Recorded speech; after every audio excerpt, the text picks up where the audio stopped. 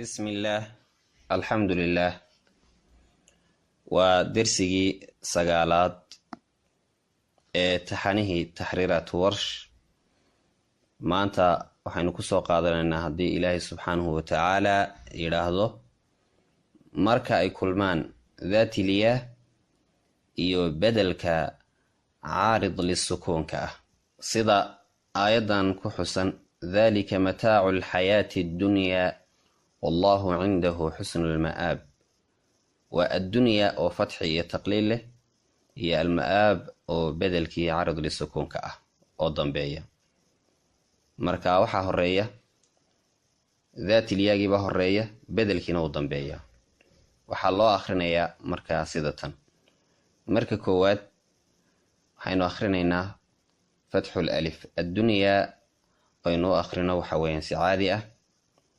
bedelkii caarid lisukuunka ahaa ee dambeeyeyna waxaynu akhrinaynaa ishbaac iyo tawasut iyo qasr ذلك متاع الحياة الدنيا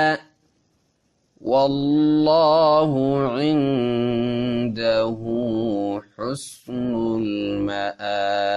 المآب والله عنده حسن المآب والله عنده حسن المآب marka labaad taqliil addunyaa ayaynu akhrinaynaa bedelka waxaynu akhrinaynaa ishbaac iyo tawasut